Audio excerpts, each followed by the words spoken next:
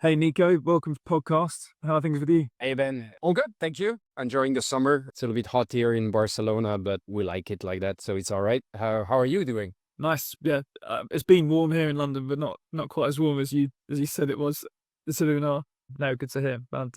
Glad you're enjoying the summer. Well, it's great to have you on. Really appreciate you setting some time aside. I know you're a busy person. You said you're off to Japan very soon. So Yeah, I'm off to Japan Saturday. Yeah. As I was joking, is like shipping never stop, right? So there's no real cycle. There's no real stop, or there's really no real pause during the summer, as in other industries. It's like it's keep going, keep shipping, keep selling, goods keep going, and then our software is still running on the ship. So yeah, yeah, meeting customer in Japan next week, absolutely. excellent. Well, that sounds like a great trip. But yeah, thanks for your time to come on as well. So you're now the co-CEO and also Chief Products and Technology Officer at not only Ocean Technologies Group but also Lloyd's Register One Ocean. It's quite a mouthful, but it's an introduction. But yeah, so that's kind of your title and obviously where you're working. Perhaps you could just give a short intro on yeah, I guess what that means and how you've come to Yeah. that point. No, yeah, absolutely. Yes, you're right. It's a mouthful, and we are working on renaming the new company, which is the merger of LR One Ocean and Ocean Technology Group. So indeed, LR One Ocean acquired, or LR and LR Group acquired Ocean Technology Group in, I think we closed the acquisition early December last year. So it's been about seven months that we are in the merger, and we are merging LR One Ocean and Ocean Technology together. Indeed, as you say, I come from the One Ocean Technology or Ocean Technology Group side, where I was running product tech, data engineering, and customer engagement. And as we merge the two company, I'm now also taking over not only product tech, data design, architecture for the whole group, so LROO and Ocean Technology, but I'm also responsible for everything that is customer or customer related, so go to market and revenue. So that's what I'm working right now. So I'm really enjoying spending even more time than before with customers and teams all over the world. But yeah, it's a mouthful, as you say. So two roles: co-CEO and chief product and technology officer at the same time, and also bigger company right now because we are about 900 employees. So yeah, it's busy times, exciting times, bringing the two companies together while delivering the business and serving our customers. Yeah. Awesome. Yeah, no, great intro, and yeah, it's sounds like a great sort of wide remit you've got there. And I guess, yeah, I guess as a product person, you obviously you always want to be close to the customer, don't you? So it's good to hear you've got that. You've got that. No, absolutely. I think, yeah, absolutely. I think it's something we see more and more. Having product leaders being also responsible for revenue, I think it's something that we will see more and more evolving, especially for if you want to adopt a product led strategy. I think it makes a lot of sense to own it. Of course, it might evolve when you scale up and all that, but I think at certain point to be able to have the whole vertical from really the first engagement with the customer until signing the deal and making sure when they are customer that you still upsell them, cross sell, and understand exactly the need. I think it has a lot of value, and I see that as a trend for all my fellow product people and technologists getting more and more responsibility against revenue, which I think is the right way to go. Yeah, nice. Yeah, I like that. And just for context, maybe for listeners, you're obviously co-CEO, so your other CEO, what I get, what's their remit? What do they look? Yeah. So one, there are different ways you can look at that, but basically they look after finance, HR, and then so everything that is a little bit more support or enabling function, if you wish, more internal focus also, and really that's the way you can think about it, as a customer vertical and then a little bit of an horizontal supporting functions.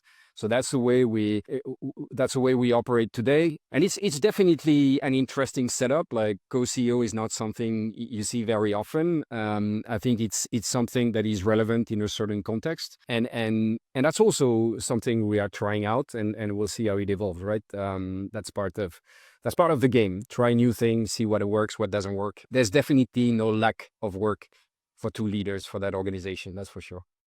Nice. And did they come through from the LLAS promotion Yeah, side as well? absolutely. Yeah. So Nick Copley, my co-CEO, is he come from he come from the LR One Ocean side LR group. So before taking that role, he was very much involved into the acquisition, and he was leading merger and acquisition for LR Group. And so it's a continuation of starting that deal. And originally, Nick comes from Chopco, which is one of the company that LR acquired and brought into this ecosystem of companies that is called LR One Ocean today.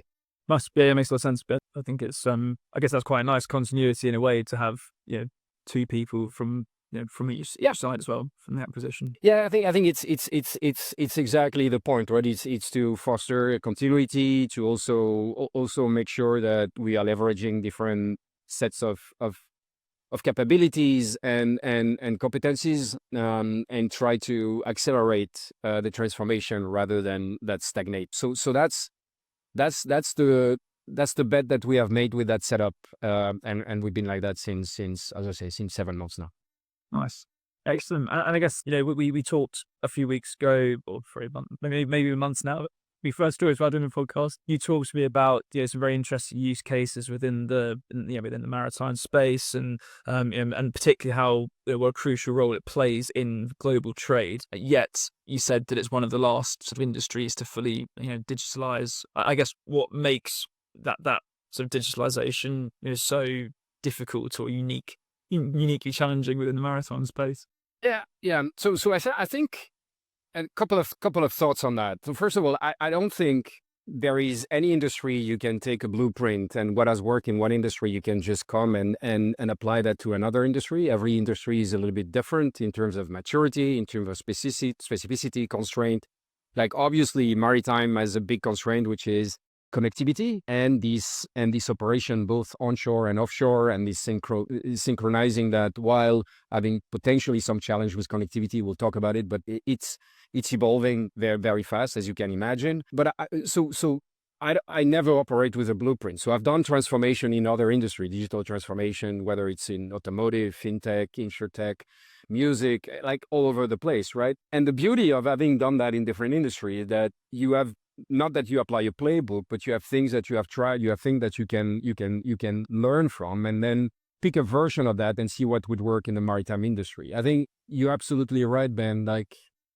And that's the reason why this industry, at least to me as a technologist and a product person, is extremely interesting, is because it reminds me a little bit 15 years ago, automotive, when I was working in automotive and all that change going on around, it was not so much about the engine itself. It was about the experience and the software on board and all that. And at the same time, you also had everything happening around self-driving car. And there was this big question around data. And that's very interesting because I see a lot of parallel with the maritime industry, where I remember vividly having conversation with car OEMs about sharing data to be able to really provide a good experience. And at that time, it's fair to say that most company had an inch or knew that data would be important, but they didn't know what was the use case and how they're going to use it. So it was a lot of convincing, a lot of trying. And to a certain extent, I think maritime is in the same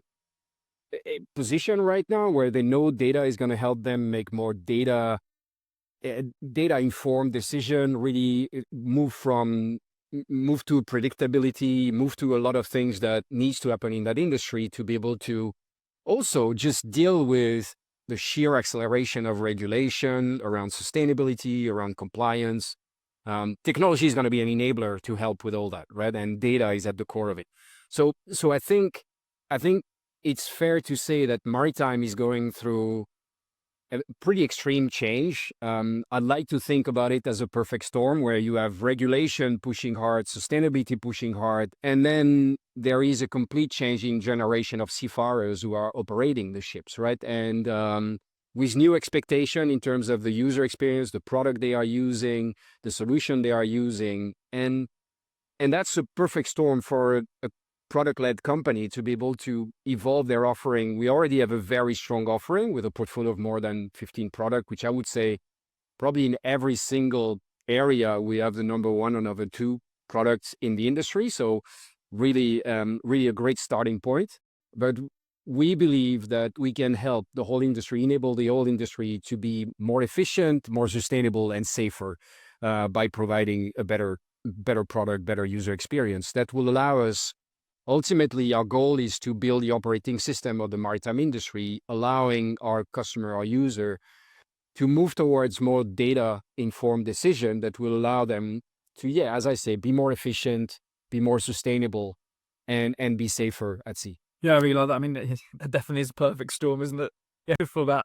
Yeah, it's really captured that opportunity, and yeah, it sounds like you guys are positioning yourselves really well with your kind of wide product offering already. So that's great. Good to hear, and very interesting. I think that, I suppose, just maybe from a listener perspective, people won't necessarily have thought of some of these challenges as well. And I think you touched upon the first challenge being just to the like connectivity issues. And as a product person, I suppose in most industries, you just sort of take for granted that your users are always able to access the products that you're hoping to send to them, or hoping that they'll use in a yacht. So yeah, tell us about that. Then this is literally just people on a boat not being able to actually use a digital product because they've been a signal. Yeah, absolutely. So it's a little bit like it's evolving very fast, right? You can do parallel with our industry. I think maybe something that it will connect with them is like, I don't know if you remember, not low label, like maybe 2-3 years ago, you would go on a flight, and what were the chances that you would have Wi-Fi on board? Like 1 out of 5, 10 out of 5, it will be limited, very small bandwidth, maybe just in business class, and you had to pay a fortune for it. Now, certain air company, which is like whatever flight, they will give you Wi-Fi for free because the bandwidth is becoming commoditized and all that. So I think, and the mindset is changing also. I remember 3-5 years ago, you go on a flight and you were like, oh wow, this Wi-Fi was kind of novelty. Like, let's try to do something. Now it's almost reverse. It's almost like you longing for the times you were on a 10 hours flight or 11 hours flight to Osaka or Tokyo, and you would have time to actually think and work, and you wouldn't be connected all the time, right? So that's a funny way to think about it. If I bring that to the maritime world and our industry,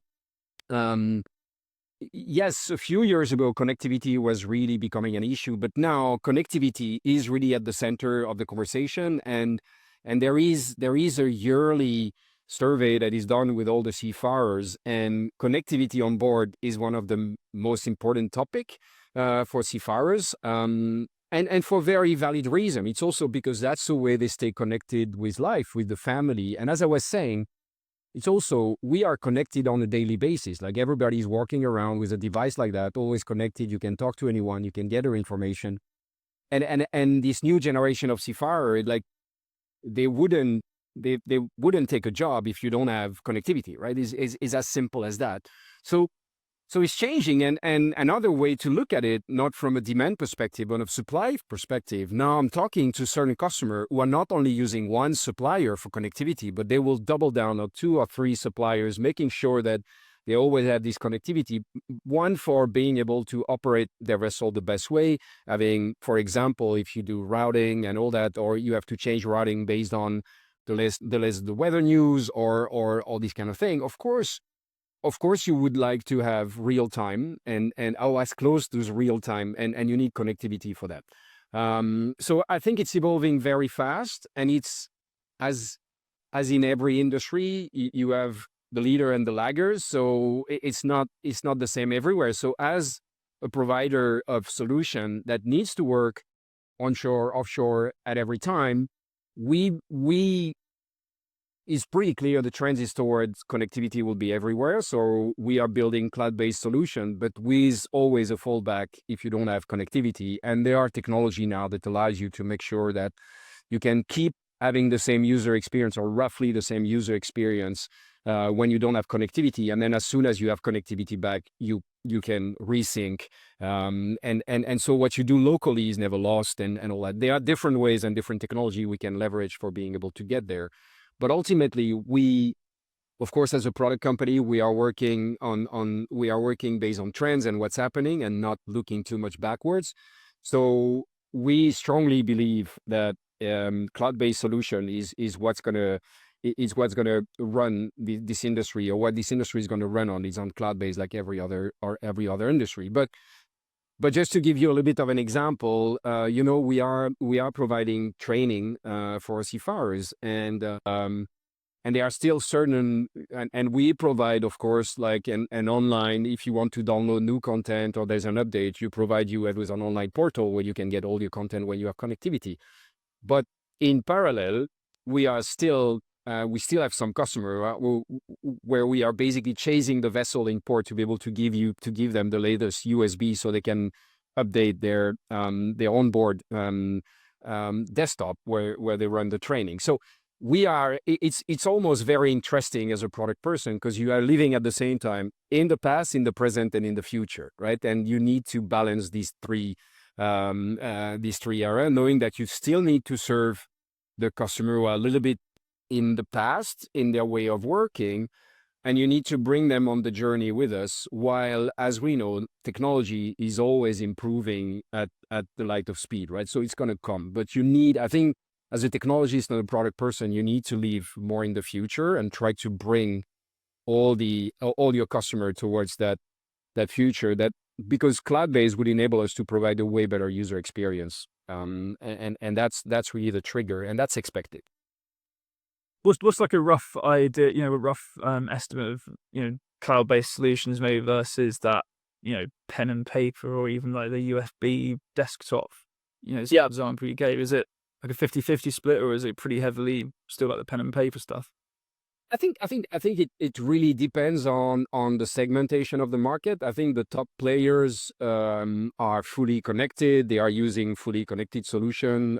We see them moving also to fully cloud-based solution with no installation on board whatsoever. So I would say top player in the market are already there. They're already going full cloud-based. The long tail, it's generally a little bit more old school to a certain extent, or the way of working is a little bit different. So that's where you will see pen and paper for planning. That's where you will see Excel sheets for planning and all that.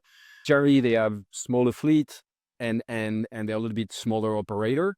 And then in the middle, I think, this mid-range is slowly evolving toward connectivity. So it's hard to put a percentage, but I think it's a good way of looking at it is from the size of the fleet. And the bigger the size of the fleet, generally, it's not one-to-one correlated, but generally, the more advanced, the one who are driving, the companies who are really at the forefront, who are adapter of new technology, they are early adopters and they're already there, and we can see that the other one are coming. So rather than the person, rather than if it's going to happen, I think it's a when. The whole industry is going to move towards more cloud-based, but it's happening. It's happening no matter what. It's just a question of when. But as a provider, and because, as I say, we want to build the operating system for the whole industry, we want to serve everyone and everyone that is relevant in our market. So we have to have solutions that are both cloud-based, but with a fallback solution for when you don't have connectivity. Yeah, that makes sense. I think so. Put you on the spot there, asking for a very specific number. Yeah, I was just interested. I was thinking, is it very heavily pen and paper still, or maybe it depends on the particular use case as well as to exactly what Yeah, exactly.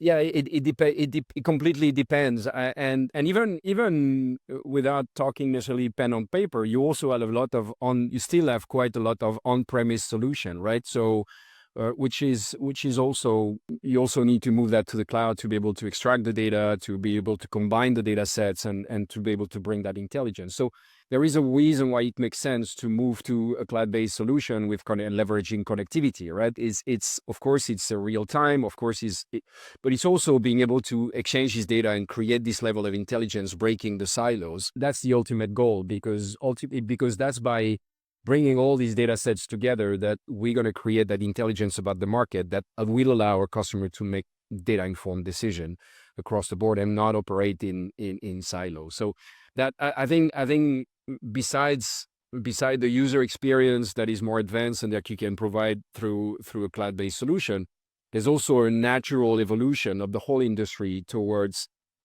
moving from being reactive to being proactive, predictability, and being able to see further and to see around the corner to be able to make the right decision ahead of time.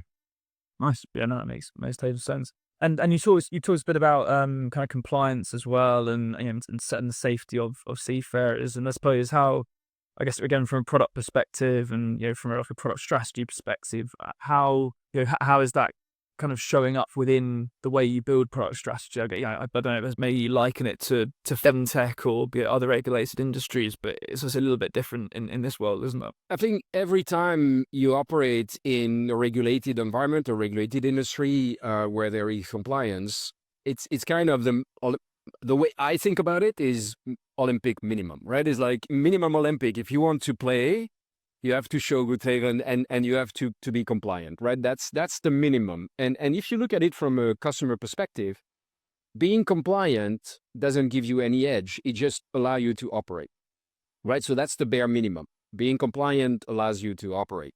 I think from a product perspective, what is very interesting is how can you do more than just be compliant because being compliant doesn't help you very much with your operational efficiency, with your sustainability, with your safety, right? It's just you have the right to operate. That's your entry ticket. Now you need, as your product needs to give you more as a customer, you need to use product that allows you to go beyond just being compliant. So that's the way we think about it. For us, compliance is Olympic minimum is like entry ticket. That's what you need to have, absolutely. Otherwise, you're not relevant in that industry.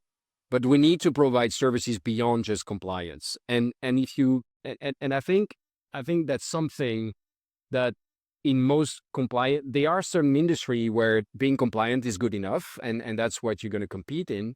I think in our industry, especially looking at the transformation that is happening and the speed at which regulation is going, being just compliant, it's not going to be enough.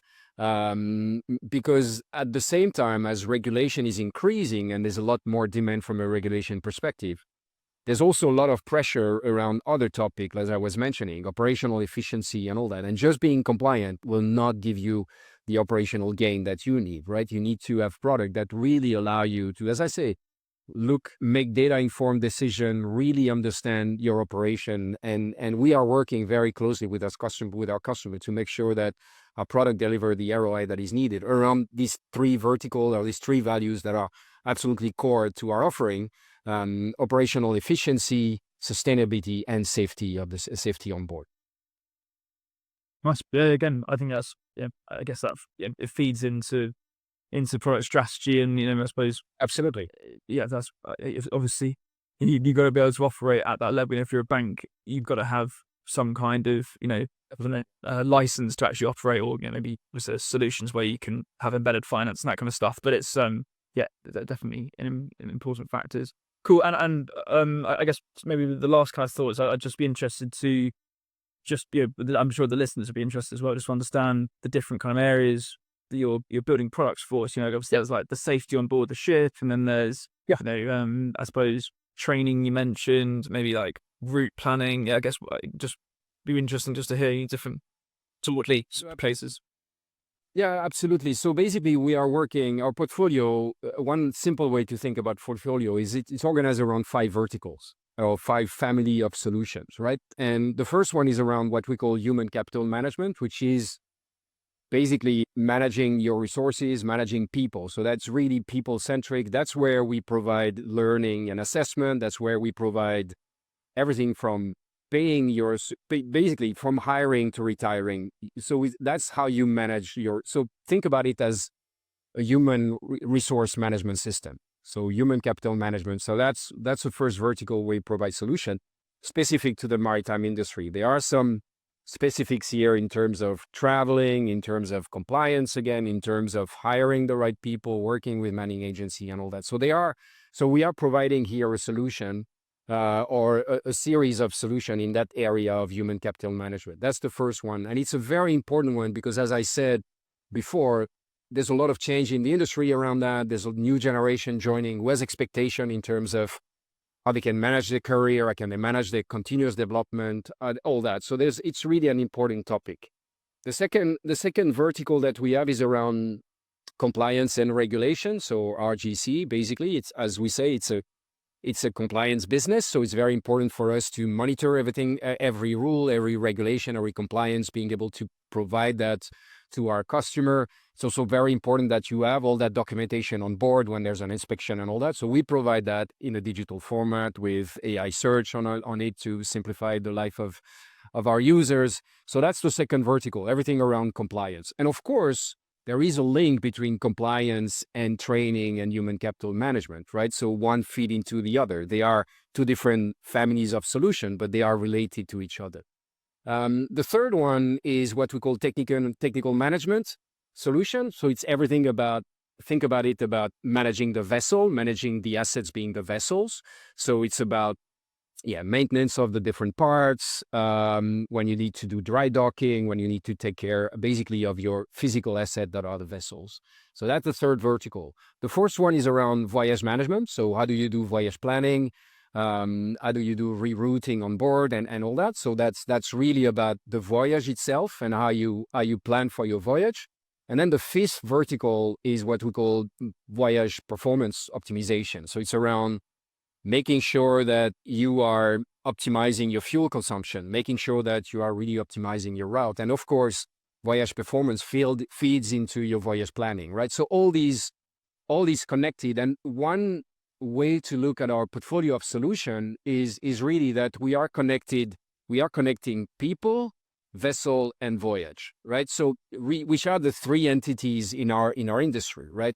And that's the logic behind our portfolio of solution. And today they are what we are on a journey of bringing all these different solutions on a single platform. We're doing that because for economy of scale internally, because it allows us to bring innovation faster to market, and also because it allows us, instead of doing, some of these tech stack are a bit older. So instead of paying tech debt for every single tech stack, we are doing it leapfrogging towards a big data platform that is the soil on which we are building these different solutions. So we bring solution to the market. We are internally building this solution on a big data platform that allows us to bring all the data in the single data lake to create this next generation of solution that we will bring, as we discussed before. Really like another. Thanks for talking through that. And that's very interesting. Just some actually kind of puts into perspective what you're covering. It seems quite a wide portfolio. So as you said, the top of our conversation is, you're hopefully with the acquisitions, you're kind of covering all the maritime space. And I think one other way to think about it, Ben, is like we provide operating software for the industry in every area to manage your physical assets, to manage your voyage, which is what every vessel is doing, and to manage the people who are actually making this voyage possible, right? Your seafarers. So it's and that's why, if you think about how we operate today, by providing this operating solution, we are de facto creating, as I was saying before, the vision is to create an operating system for the whole industry, because by providing operating software, we are learning how this industry tick, what works, what doesn't work, all these different pieces of the industry are connected, and we create that intelligence. So it's not this product vision, and what we are building is based on the strength that we have today, this very wide and this very deep and broad portfolio that we have, with, as I say, best solution or best proposition today in most of these different areas. So we are very well positioned to create that extra layer of intelligence about our industry that will allow the industry to go successfully through the transformation we were talking about. So every aspect is really linked, right? You only build a product vision based on the trend, the mega trend in industry, and how you can play your part into enhancing and improving the whole industry. So really our goal is, and it might sound a little bit lofty or fluffy, but our idea, and that's the great thing of working in that industry, is that it's really technology for good, because we are working toward the most sustainable industry. We are working to more safe industry for the seafarer. We want to empower the seafarer, but we also want to make sure that ship owner and ship manager can provide the best experience to the seafarer and really operate efficiently. So we are at the service of the industry, and that's the best use of technology. Nice, that's great. I was going to ask, what's kind of next, but I think you kind of answered that question when you were talking there. So A lot of work. Well, what's next is yeah. What is next is a lot of work and slowly building this system that I'm talking, serving our customer and really being a facilitator and enabler in this transformation that this whole industry is going through. I think if we are on the journey of doing that. We've been doing that already as two separate company for a few years now, of quite a serious number of years, and now we are under the umbrella of Lloyd Register, who is a 260 years old maritime company. So that's also a beautiful place to be, where you bring the latest and greatest of technology under an umbrella of a company who's been there forever, almost, right? 260 years. It's how many time in your career and technologies you have a chance to work with such a company and go through a transformation of one of the oldest industry ever, right? The shipping has been around forever and is not going anywhere. Like, it's not going to be replaced anytime soon, right? So it's really the impact you can have by doing the right thing for the customer and helping our customer and the whole industry elevate and doing the right thing will be beneficial for the industry, but it will also be beneficial for the society as a whole. There's this famous joke, no shipping, no shopping. And we've seen it through COVID, right? If you remember, when the ship are retained in the ports and they're not sailing, the whole society stops, right? Because every good at some point, almost every good, I don't know if there are different numbers floating around, if it's 95%, 85%, it doesn't really matter at this stage. It's like the easy way to think about it is almost every single good that is around us has been on the ship at some point in their life. So I think it's a privilege to be able to leverage 30 years of product technology and that I've learned across different industry and bring that to shipping. awesome. No, I really like that. Well, that kind of wraps us up nicely, Nico. Thanks. Thanks very much for your time. Been a pleasure having you on, and some really interesting insights, interesting use cases, which they're definitely different to other guests you've had on as well. So I really enjoyed it. Thanks very much, and I'm sure we'll be in touch. Absolutely. Thank you, Ben.